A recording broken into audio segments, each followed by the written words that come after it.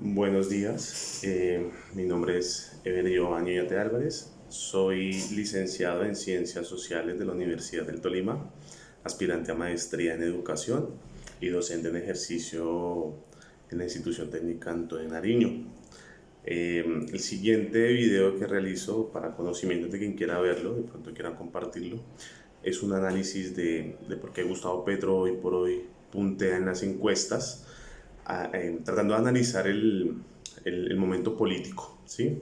Y voy a traer básicamente dos elementos de análisis y vamos a analizar a dos personajes. El primero que vamos a analizar es a Gustavo Petro y el segundo personaje que vamos a analizar lo vamos a traer a colación como una forma de hacer un símil, perdón, hacer un análisis de sí, que fueron los dos muy similares para entender un poco el hecho político. Entonces, hoy por hoy, Gustavo Petro lidera las encuestas, lidera la opinión pública, lo estamos viendo en los medios de comunicación, hasta aquellos medios de comunicación que en algún momento estuvieron en contra del proyecto de Gustavo Petro, y pues eso salta a la vista y ese análisis, pues más allá de que estemos a favor o en contra, esa fue la postura de algunos medios de comunicación. Por otro lado, esto permitió entonces que a otro candidato se le permitiera la oportunidad de llegar a la presidencia de la República.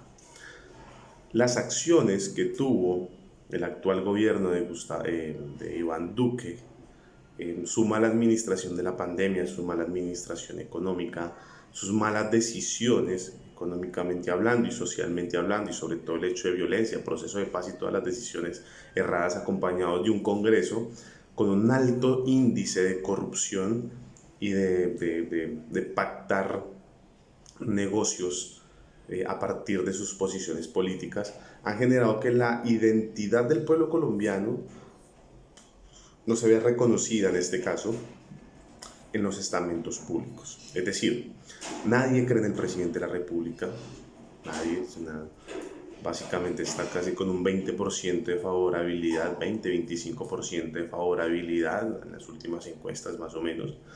También tenemos un Congreso que aún peor, hay un nivel de aceptación casi igual al, al gobierno y está entre el 30-35% de aceptación, es decir, no hay legitimidad.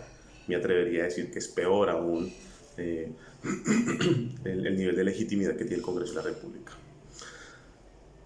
En este caso, Gustavo Petro emerge en una discusión política histórica donde vamos a hacer un paréntesis y un análisis y es entender por qué Gustavo Petro, claro, no es de la noche a la mañana, él viene con un historial político, él fue un militante de la ala política del M-19, hace parte de la constitución política, la construcción de la constitución política del 91, se hace senador, es reconocido dentro del Senado como una persona crítica que hace oposición al gobierno con unas ideas claras y ha sido coherente y consecuente con lo que él piensa, y dice y hace. ¿Sí? Digamos que como senador estamos hablando. Eso le ha permitido ganarse un bagaje político dadas las discusiones políticas que ha planteado desde el Congreso cuando fue congresista y todo este tiempo que estaba siendo parte del legislativo se ganó un renombre por su propio quehacer político. Sin embargo, hay que entender también que se parece a Álvaro Uribe Vélez, no por ese proceso, sino porque también llegó en un momento, obvio que él tenía un bagaje político no tan reconocido para la época como Gustavo Petro, pero sí muy reconocido, eh, lo cual llevó que a finales de los años 90, principios del 2000, en el marco de un proceso de paz que se viene abajo, de una economía que viene abajo, una mala administración del Estado por parte de Pastrana, igual a esto sumado al hecho de la tragedia de Armenia, del terremoto de Armenia, perdón, esto llevó entonces a que emergiera una persona con un pensamiento para la época diferente, una propuesta diferente. Mientras las personas o todos los candidatos presidenciales iban a la mesa en el Caguán a dialogar con las FARC, porque era un actor político preponderante en la época, Álvaro Uribe Vélez no lo hizo. Álvaro Uribe Vélez dijo no, Yo lo voy a combatir, y la discusión va a ser combatirla en todos los escenarios. Y es el problema de Colombia es la guerrilla. Encontró un problema y a ese le apuntó y lo repitió y lo repitió. Y en el momento histórico, una economía de caída, unas tomas guerrilleras por todos lados, una situación política insostenible, unos altos niveles de corrupción, un decrecimiento, ni siquiera un estancamiento de la economía, sino un decrecimiento, hizo que Álvaro Uribe Vélez fuera la respuesta a ese momento histórico. Ya la gente no le creía a las FARC, la gente no le creía al Estado, pero un político que dice, sí, podemos hacerlo, todos como colombianos. Y une a todos los colombianos en una lógica. Vamos a sacar el problema de las FARC. Todo el mundo sabe que vino después, tuvo el poder que tuvo, hizo lo que hizo, torció la Constitución, etc. Pero lo que quiero centrarme es en el momento histórico, y es un momento donde nadie daba respuestas a las preguntas históricas de Colombia en los años 2000. Álvaro Uribe Vélez fue una respuesta. Sí, aquí no estoy diciendo que fue buena o que fue mala, estoy diciendo que fue una respuesta a un momento histórico. Igualmente pasa con Gustavo Petro. Gustavo Petro es una respuesta al momento histórico que vive Colombia. Porque el proceso de paz hizo algo interesante, y es que nos permitió ver más allá de Bogotá. Nos dijo a todos los colombianos, hay algo más allá de Bogotá. Hasta las regiones les dijo. ¿Por qué? Porque el hecho el hecho violento, la existencia de paramilitarismo, de guerrillas, de delincuencia, no permitía que las problemáticas reales del conflicto salieran a flote. En este caso era, haciendo el análisis muy amplio, obviamente, obviando muchas cosas, la violencia no permitía que nos diéramos cuenta de las situaciones sociales que se veían en la periferia del país. ¿Sí?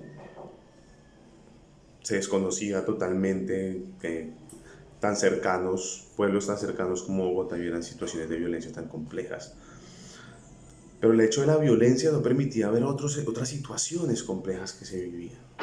El proceso de paz quita unos actores armados, el proceso de paz con las autodefensas, el proceso de paz con la guerrilla de las FARC, que eran los dos elementos más violentos. Obvio que existe el ELN, obvio que existían otro tipo de elementos violentos dentro de la sociedad, pero que quedaban desteñidos, por decirlo de alguna forma, por el magnánimo color que tenían las otras agrupaciones, la guerrilla más grande que era las FARC, y la unión de grupos de autodefensas, como eran las AUC Colombia. ¿Sí? Autodefensas Unidas de Colombia.